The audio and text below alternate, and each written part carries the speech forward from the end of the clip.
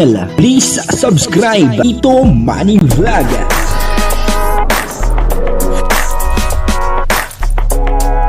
Payagan po si Tito Manny Vlog na mag-reactor para pambiling gamot sa kanya pong karamdaman. Wala man siyang records ng ng awayan.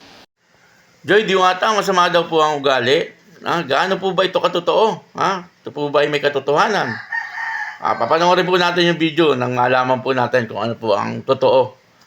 Pero bago po yan, siyempre ako muna po bumabati sa inyong lahat ng magandang umaga, magandang tanghali, at magandang gabi sa inyong lahat mga kapatid. Saan man kayo ng panig ng mundo naroon ngayon, ay mag-iingat kayo palagi at pagpalain kayo ng ating Panginoon. Maraming salamat din po sa patuloy na tumatangkilik sa aking YouTube channel at nanonood sa aking video reaction. Patuloy lang po natin suportahan sila Kuya Bal Santos Matubang, Kalingap Rab, Ate Eda Vlog, Kalingap Dan, at syempre yung mga kasamaan po natin sa Karepa, at ganoon din po yung mga charity vlogger na Kalingap partner. Ito po yung video na kung saan ang sabi po niya ay masama daw po ang ugali ni Joy Diwata. Ano po ba ang katotohanan? Papanoorin po natin yung video nang malaman po natin kung ano ang katotohanan. Ano po? Ang kabuuan po ng video ito ay mapapanood po natin sa YouTube channel ni Kalingap Rab. Nahulihan kayo ng ugali, Opo. Ugali, mas ugali niyan. Mas ugali nito. At least sinasabi ni Nana yung Oo, maigi na yung alam mo. yung bads. Mas mabuti yung alam ko nga po na Mas lungit yan. Maigi na yung alam mo. Tama nga po. Mas maganda na yun, kaya sa naman sa kanya. Nagulat nga ako. Hindi, sabi ko talaga sa kanya. Sabi ko, hindi ba natatakot si Kuya Dan muna? Ligawan ka yung tapang-tapang mo. Sama ng ugali mo. Hindi, maigi na yung alam niyo baga. Tama na yun. Salamat Anak ko. na yun. Sinabi mo na agad yun. May sumpong yan. Ito pa.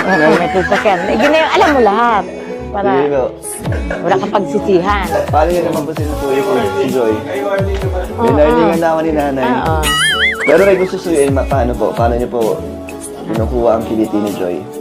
Awakan mo lang siya sa liig.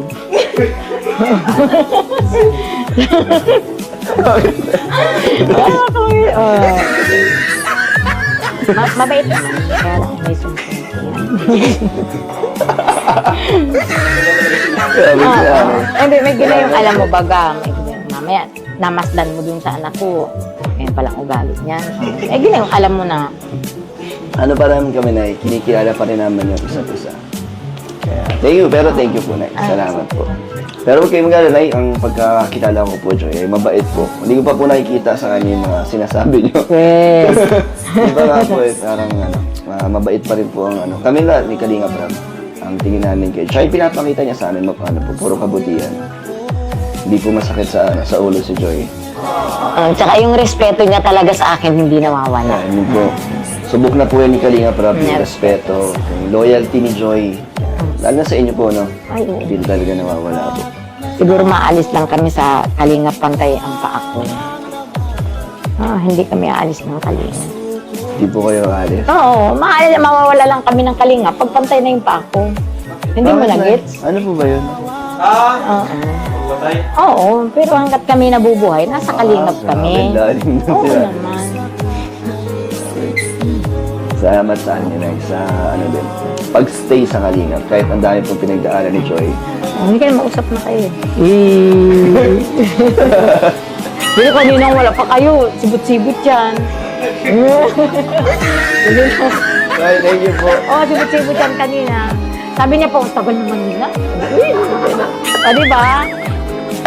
Joy, nabuking ka tuloy. Ang daming sinabi sa inyo mama mo. Pero Joy, nakakatuwa si Nanay Imelda. Sa lahat ng mga nanay, siya rin yung parang nakilala kung sinasabi lahat ng mga negative ng anak, ng ugali. Pero at least, tama naman yung point niya na sinasabi niya kagad yung mga bad sides mo. Pero para sa akin, kabaliktaran natin yung mga pagkakakilala sa ni mama mo. Para sa akin, hindi ganun yung pagtingin ko sa'yo. Mabait ka pa. Alam mo po yung si Mama Ano. Gano'n lang talaga yun, pero Minsan talaga makulit ako kay mama. Ganun. Pero sa ibang tao, hindi naman. Ma-respeto naman ako.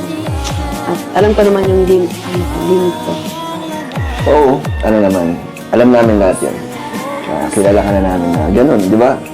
Mahigit 2 taon ka na, hindi naman nagbago. Kaya okay lang yun, lahat naman tayo may mga negative na pag-uugali. Wala naman perfect eh. Yun po, napanood po natin yung video, no? At dito nga po ay nag-uusap-usap si Kalingap Dan, si Joy Diwata, at siyempre yung kanyang nanay. Na si Nanay Imelda. At dito po sa video ito, ay dito po nagpaalam si Kalingap Dan na kung pwede na raw pong, kung pwede daw po siyang manligaw dito kay Joy Diwata, no? Pero ang sabi po ng kanyang nanay po ni Joy Diwata, ay pwede naman daw po, at wala naman daw pong problema kung sakaling ligawan ni Kalingap Dan etong si Joy Diwata. Pero may kasunduan, po, at kung pwede ay panliligaw lang muna, po, at ang kailangan ay makatapos muna sa pag-aaral itong si Joy Diwata. Tama naman po, yung sinasabi ni Nanay Imelda. Po, yun naman po talaga ang nararapat, hanggat maaari ay kung sakaling magkakaroon po sila ng relasyon, ay pagkatapos na po ng pag-aaral ni Joy Diwata. Kasi napakalaking bagay po para kay Joy Diwata yung makatapos po siya sa kanyang pag-aaral. Nang sa ganon, isa po yan sa magiging dahilan upang magkaroon po siya ng magandang trabaho, hindi lang po dito sa Pilipinas, at maaaring din doon po sa ibang bansa kasi ang kinukuha niya pong kurso ay nursing, at pwede po na gumanda ang kanyang buhay. Depende na rin po yan sa kanya. Kaya tama yung sinabi ni Nanay Imelda na hanggat maaari makatapos muna sa pag-aaral itong si Joy Diwata. Kung sakaling magkakaroon po sila ng relasyon, ay pagkatapos na ng pag-aaral. At sabi nga po ni Nanay Imelda dito, yung thumbnail po natin ay masama nga ba ang ugali ni Joy Diwata? Kasi nagsabi po ng ganyan, walang iba kundi si Nanay Imelda. Napanood naman po natin, na sabi po ni Nanay Imelda, ay masama daw po ang ugali ni Joy Diwata. At talagang napatawan ng gusto itong si Joy Diwata. Kasi alam naman po niya na yung kanyang ina ay nagbibiro lang. Yun po ay nagjo-joke lang. Subalit, hindi po naniniwala itong si Kalingap Dan, doon po sa mga sinabi ni Nanay Imelda, Sabi nga po ni Kalingap Dan ay mabait daw po itong si Joy Diwata. At kitang-kita naman daw po sa mga kilos at galaw ni Joy Diwata yung kanyang kabaitan. At lahat naman po naniniwala doon. Po na talagang si Joy Diwata ay napakabait na bata, at ako po'y hangang-hanga sa kanya sa pagdating po sa pagrespeto niya, doon po sa mga matatanda, at mga senior citizen, nakikita naman po natin na talagang pag may nakikita po siya, ay talagang nandoon po yung kanyang paggalang. Pag meron siyang nakakasalamuha na matatanda, nandun po at nagbe-bless po siya kaagad.